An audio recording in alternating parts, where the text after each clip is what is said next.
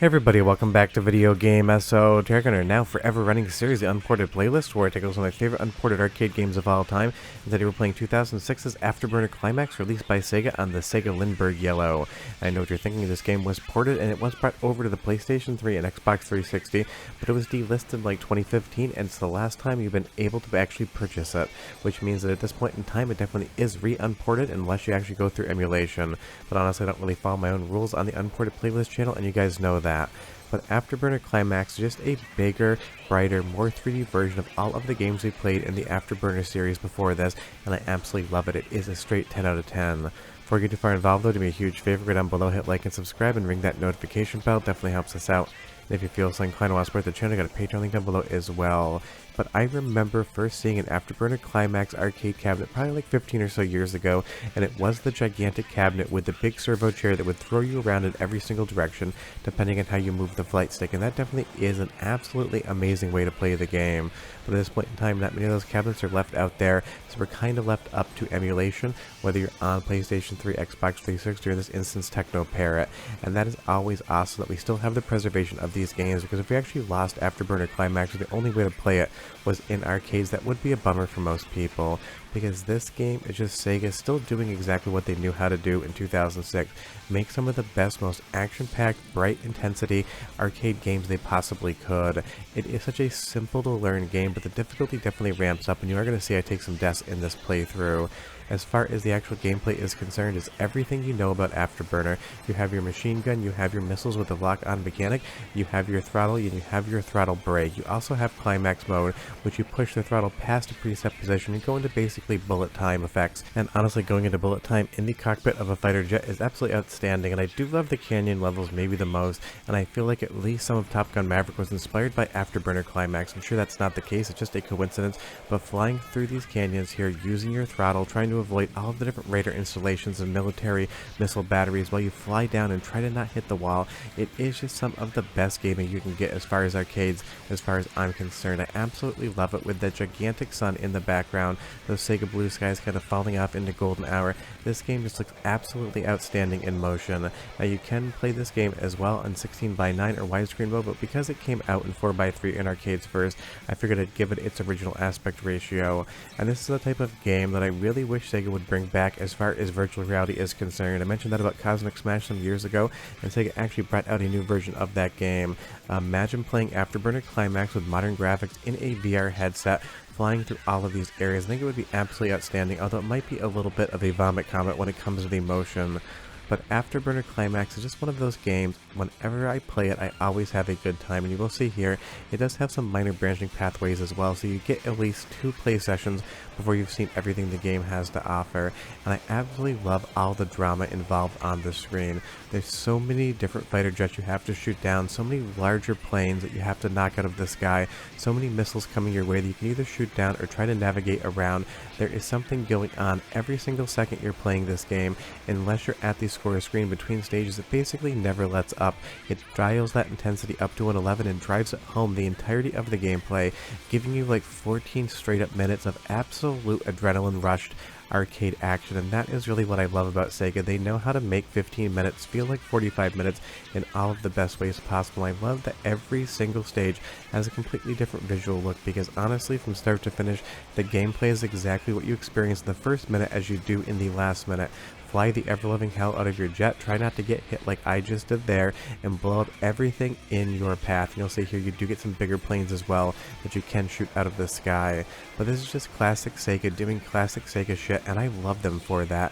And of course it is a Sega arcade game, so you know it has an awesome soundtrack, and the intensity here is dialed up to an 11 to sell the illusion of a fighter jet. So listen, and I'll be right back.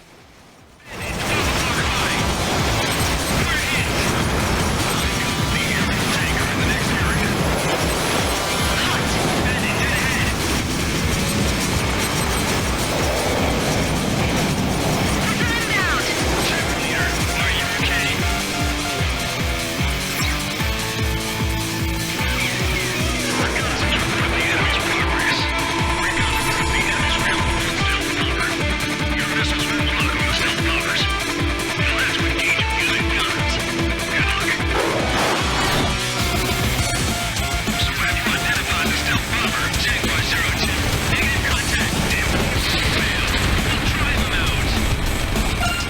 And a good rule of thumb is don't look over to the right to see if OBS is still functioning properly in between levels, because you end up flying your fighter jet directly into the side of that mountain range, but it does happen.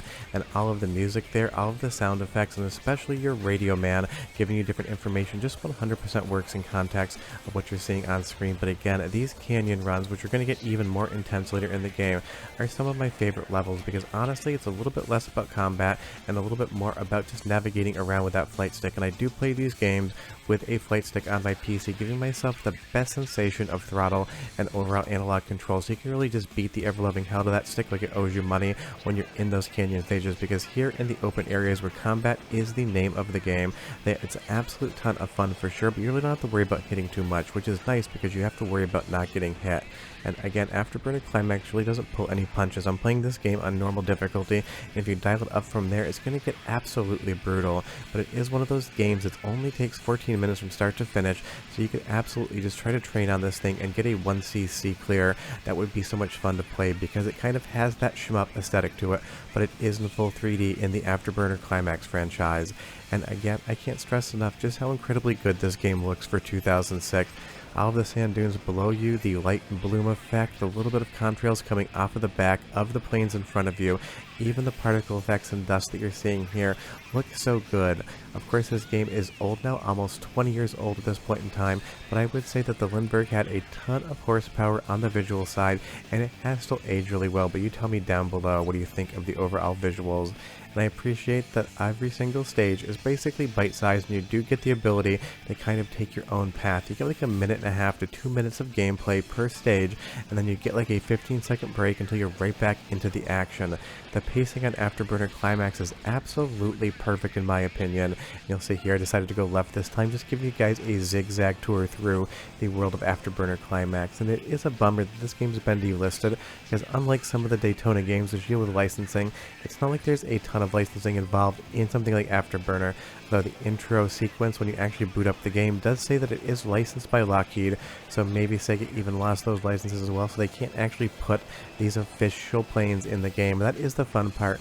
The planes in the game are based on real-life fighter jets that do exist, although I'm pretty sure you don't fly them exactly how I'm flying them today, and if you do crash one, they probably don't give you another 7 to basically complete your mission. But that is always the fun thing about Sega. They've always had that relationship with Lockheed Martin and Martin Marietta back in the Model 2 and Model 3 days, and they continued it in some of their games. They didn't just use them to develop the hardware, they also made games based upon their military equipment, and that's something that you don't really see any other company do, and was always interesting for Sega. And you'll see here you do get some of your friendlies on screen too, and sometimes in the game you'll have an opponent's jet kind of flying on the ass of a friendly fighter, and you have to lock on them with your missile and blow them out of the sky before they take out your friend.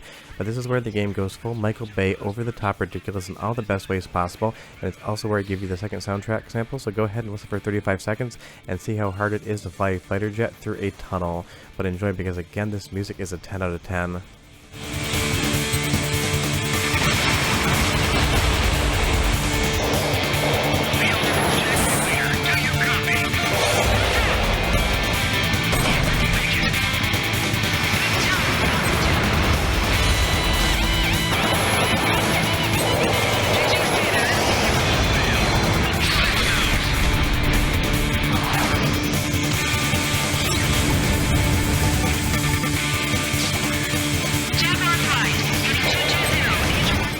This is an absolutely outstanding soundtrack, and I do love in those tunnels they had laser beams up, like your enemy actually planned on you flying through those tunnels.